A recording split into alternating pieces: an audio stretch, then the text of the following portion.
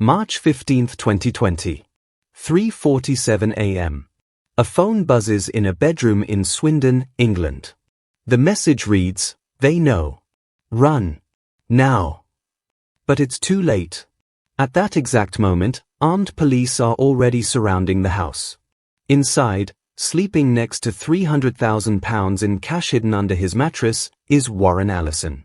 He has no idea that in 6 hours and 23 minutes, his wife will be crying in a police station, his Lamborghini will be impounded, and a discovery will be made that will horrify even seasoned detectives.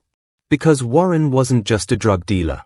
He was the ringleader of something so twisted, so unthinkably sophisticated, that when police finally unraveled it, they found evidence of a conspiracy that had been destroying lives for 4 years, moving enough cocaine to kill 35,000 people, and had tentacles reaching from quiet English villages all the way to Albanian death squads.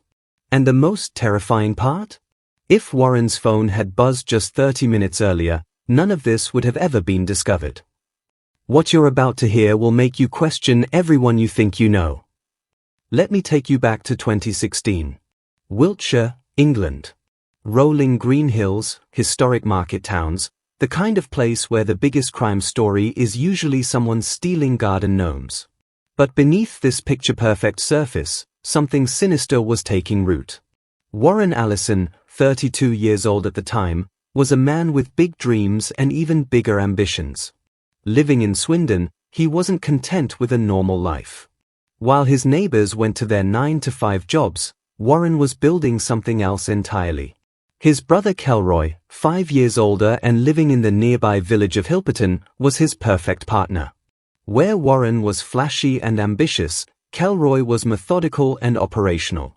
Together, they were about to create one of the most sophisticated drug trafficking networks southern England had ever seen. But here's the thing that makes this story absolutely incredible: they didn't start small and work their way up. No, these brothers went straight to the big leagues, connecting directly with Albanian organized crime syndicates. And the Albanians? They weren't just any suppliers.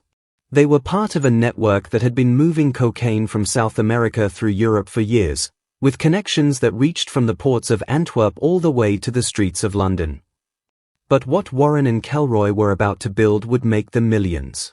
It would also put them on a collision course with one of the most determined police investigations in Wiltshire's history. And if you think you know how this story ends, trust me, you don't. Because what happened when the police finally moved in will shock you. By 2017, the Allison brothers had their system down to a science. And when I tell you how sophisticated this operation was, you'll understand why it took police 4 years to bring them down. First, the supply chain. Ledian Horja and Pieter Pisha, 2 Albanian nationals, were their direct connections to bulk cocaine. We're not talking about small-time dealing here. These guys were moving shipments of 10, 20, sometimes 30 kilograms at a time. Pure, uncut cocaine worth hundreds of thousands of pounds per delivery. But here's where it gets really interesting, and why this story is so much more than just another drug bust. The brothers knew that communication was everything. One intercepted phone call could bring down the entire operation. So what did they do? They invested in military-grade encrypted communication systems. EncroChat. Sky ECC. These weren't your typical WhatsApp messages. These were platforms designed for criminals, by criminals. Messages that were supposed to be impossible to crack, impossible to trace. Warren and Kelroy used code names, spoke in elaborate codes about designer clothes and business meetings. To anyone listening, they sounded like legitimate businessmen discussing fashion imports. But they needed more than just secure communications. They needed a way to move massive amounts of cocaine and cash without detection. Enter Richard Cowell, 57 years old, living in Freshbrook, Swindon. To his neighbors, he was just another middle-aged man. But Richard had a very special skill set. He was a driver. But not just any driver, he was a courier for organized crime. And the Allison brothers gave him something extraordinary, a specially modified vehicle with purpose-built hidden compartments. Richard would drive through Wiltshire, past police cars, through traffic stops, with kilograms of cocaine hidden in compartments so sophisticated that even trained officers would struggle to find them. Cash going one way, drugs going the other. And here's what's absolutely mind-blowing: Richard wasn't just working for the Allison brothers. During his eventual confession, he admitted to couriering for multiple crime groups. This man was like the Uber driver of organized crime. But even the most sophisticated criminal enterprise needs someone to handle the money. And that's where love and crime collided in the most dangerous way possible. Portia Densley, 38 years old, from Wiltshire. Warren's romantic partner. But she wasn't just his girlfriend, she was his finance manager, his money launderer, his most trusted lieutenant. While Warren was playing the role of the flashy crime boss, Portia was handling the practical side. Collecting cash from dealers. Moving money between accounts. Making sure that millions of pounds in drug money could be cleaned and converted into legitimate assets. And speaking of assets, remember that Lamborghini I mentioned at the beginning? That was just the tip of the iceberg. Warren Allison wasn't just making money from cocaine, he was flaunting it. Lamborghini Huracan. Mercedes C63 AMG. Audi RS6. Cars worth more than most people's houses, purchased with cash, no questions asked. But here's the thing about living large when you're a criminal: every flashy purchase, every luxury car, every expensive watch becomes evidence. And the police were watching. By 2019, the network had expanded beyond Wiltshire. They had distributors in Bristol, connections in London, and a supply chain that stretched back to Albania and beyond. Anthony Burke, Warren and Kelroy's cousin in Bristol, was handling major deliveries in the city. We're talking about cocaine shipments worth £300,000 to £400,000 at a time. But Anthony was about to make a mistake that would bring the entire empire crashing down. And if you're enjoying this deep dive into one of England's most sophisticated criminal networks, make sure you're subscribed to Crime Scene Chronicles, because we're just getting to the part where everything starts to unravel. Detective Constable Matthew Harvey of Wiltshire Police's Serious Organised Crime Unit had been watching unusual patterns in drug activity across the region. Cocaine seizures were up. Street purity was higher than normal. And there were whispers of a major supplier operating somewhere in Wiltshire. But finding the source? That was going to take something special. What Matthew Harvey and his team were about to launch was one of the most comprehensive criminal investigations in the region's history. Months of surveillance. Thousands of documents analyzed. Phone data. Financial records. Telecoms interception. They knew there was a major operation running, but the Allison brothers had built their network to be virtually invisible. The breakthrough came from an unexpected source: community intelligence. Someone, somewhere, had noticed something that didn't quite fit. Maybe it was Warren's sudden collection of luxury cars. Maybe it was unusual traffic patterns around certain addresses. Maybe it was just a neighbor who sensed something wasn't right. This is why this story is so important for everyone watching. Criminal networks like this exist because they hide in plain sight. They rely on people not asking questions, not reporting suspicious activity. But once the police had their first lead, they began to unravel everything. Plainclothes officers sitting in unmarked cars, watching, waiting, documenting every movement. High-tech surveillance equipment tracking vehicles. Financial investigators following paper trails through dozens of bank accounts and transactions. The Allison brothers thought they were invisible, but they were actually leaving digital footprints everywhere. Every encrypted message, every cash transaction, every luxury purchase was being catalogued and analyzed. And then, in early 2020, the police got the break they'd been waiting for. Anthony Burke, the Bristol connection, was about to receive a delivery. But this wasn't just any delivery, this was cocaine worth potentially £400,000, and the police were watching every second of it. What happened next would crack open the entire network and lead to one of the most dramatic criminal investigations Wiltshire had ever seen. But before I tell you about that moment that changed everything, Let me tell you about what the Albanian suppliers were doing while all this was unfolding, because their story is just as incredible, and it involves an international manhunt that would span multiple countries. While Warren and Kelroy Allison were building their empire in Wiltshire, their Albanian suppliers were operating on a completely different level. Ledi and Horja, 38, and Pjetapisha, 37, weren't just drug dealers. They were part of a sophisticated international criminal network that had been moving cocaine from South America through Europe for years. These weren't street-level criminals. These were businessmen who happened to be in the business of organized crime. They had connections in multiple countries, sophisticated money laundering operations, and supply chains that could move hundreds of kilograms of cocaine across international borders. But here's what makes their part of this story absolutely fascinating. They could sense when things were going wrong. By late 2019, Horja and Pisha were getting nervous. Communications were being intercepted more frequently. Some of their UK contacts had gone quiet. There were rumors that police were getting closer to several major trafficking networks.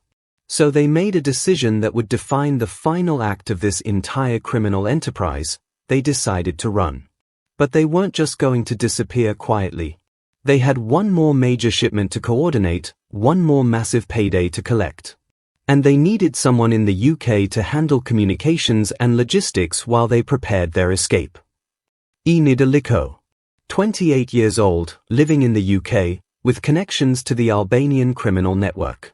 His job was simple but crucial: provide encrypted communication devices and act as a liaison between the Albanian suppliers and the British distributors.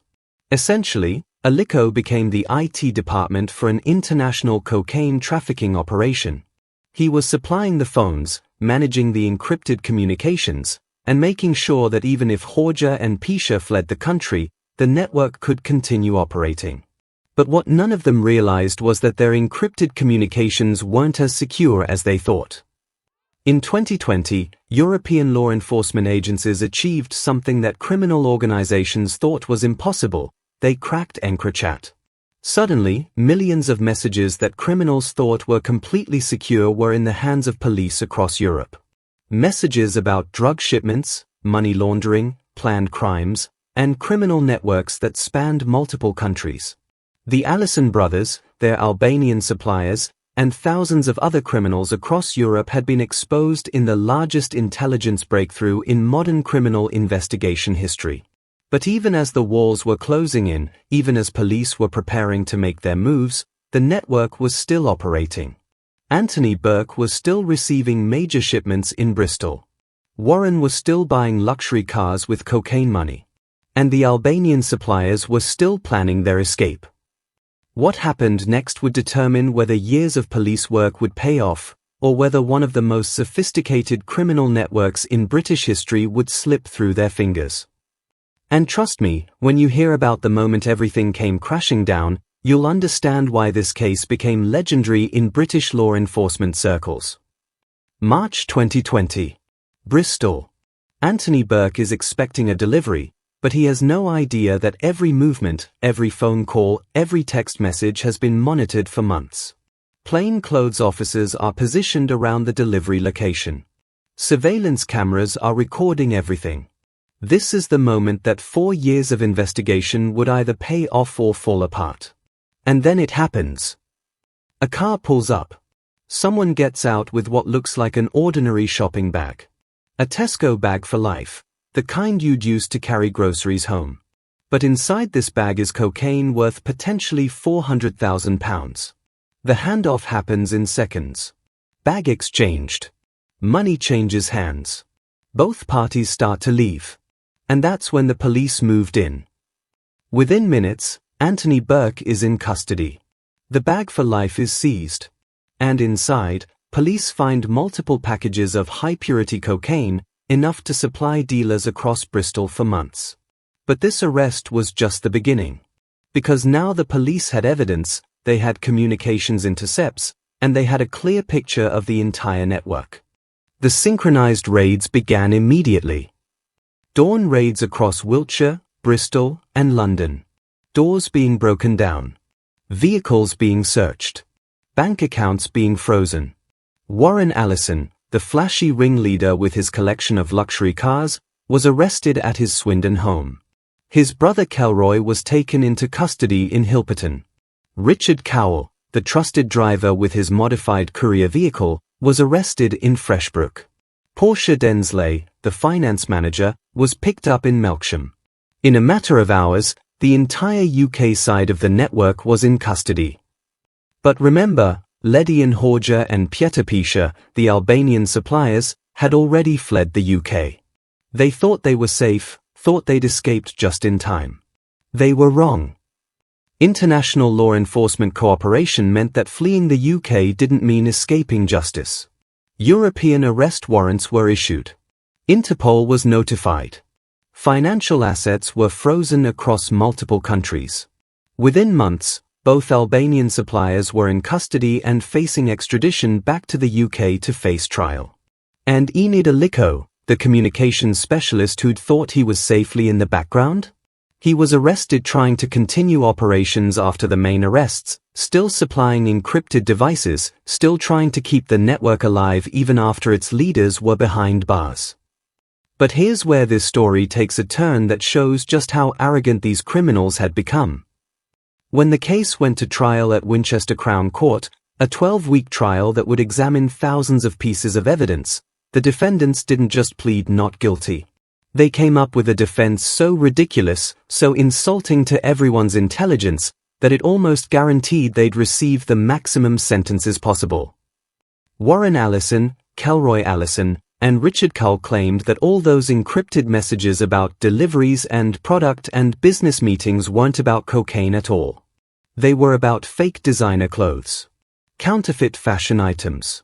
According to their defense, they were running an illegal clothing operation, not a cocaine trafficking network. Fake clothes. They expected a jury to believe that messages coordinating the movement of kilograms of product, conversations about purity and quality, discussions about payments worth hundreds of thousands of pounds, all of that was about knockoff handbags and counterfeit sneakers. The prosecution tore this defense apart piece by piece. Financial evidence showing luxury car purchases that couldn't be explained by clothing sales. Chemical analysis of seized substances proving it was high-purity cocaine.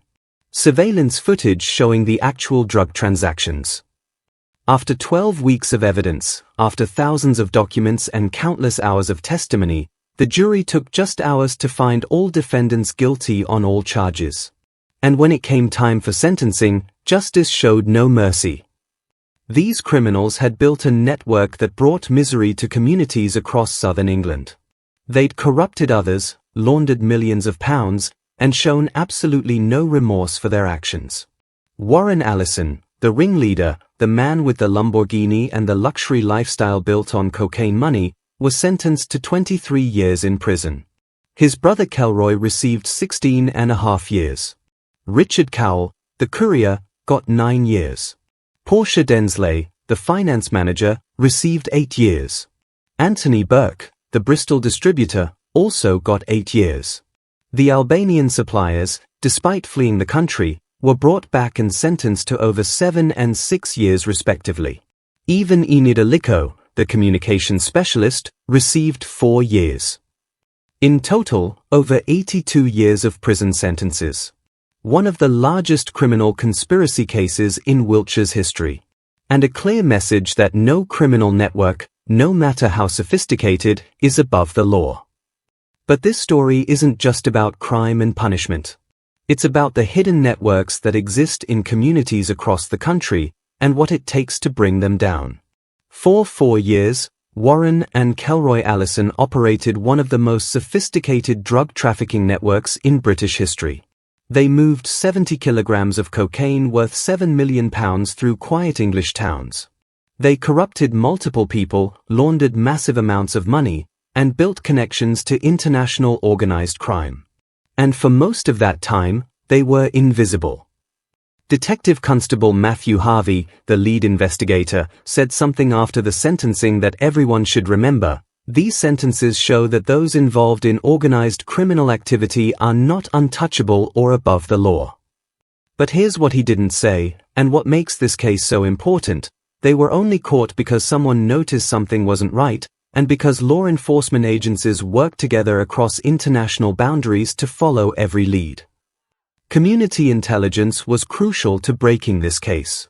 Someone saw Warren Allison's sudden wealth, his collection of luxury cars, his lifestyle that didn't match any legitimate income. Someone noticed unusual traffic patterns, suspicious meetings, behavior that didn't fit. And they reported it. This is why stories like this matter. Criminal networks like the Allison brothers operation exist in communities across the country. They hide behind legitimate fronts, they blend into normal neighborhoods, and they rely on people not asking questions. If you've stayed with this story to the end, and if you're fascinated by how law enforcement unravels complex criminal networks, smash that like button, subscribe to Crime Scene Chronicles with notifications on, and share this with someone who loves true crime. Because these stories matter.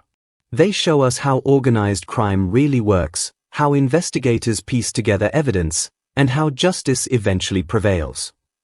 The Allison brothers thought they'd built the perfect criminal enterprise. Encrypted communications, international suppliers, sophisticated money laundering, trusted lieutenants, and a low profile that kept them invisible for years. But they made the same mistake that brings down every criminal network eventually. They got greedy. They got arrogant. And they forgot that every crime leaves traces, every criminal makes mistakes, and every network has weaknesses. Warren Allison's Lamborghini is probably sitting in a police impound lot somewhere, waiting to be auctioned off. His luxury lifestyle is over. His criminal empire is destroyed. And he's facing over 2 decades behind bars to think about how it all went wrong. But the cocaine trade hasn't stopped. Networks like this are operating right now, in communities across the country, bringing misery and violence wherever they go. The only question is, will they be as smart as they think they are? Or will they make the same mistakes that brought down the £7 million Wiltshire cocaine empire? That's the incredible true story of how 2 brothers from Wiltshire built and lost a £7 million cocaine empire. If cases like this fascinate you, smash that like button, subscribe to Crime Scene Chronicles, turn on notifications, and share this story, because we dive deep into the criminal cases that show how organized crime really works, and how law enforcement brings down even the most sophisticated networks. What did you think of this case? Were you surprised by how sophisticated the operation was? Let me know in the comments below. And remember, if you see something suspicious in your community, report it. You never know when you might be helping to bring down the next major criminal network. I'll see you in the next episode of Crime Scene Chronicles, where we'll be investigating another case that proves truth really is stranger than fiction.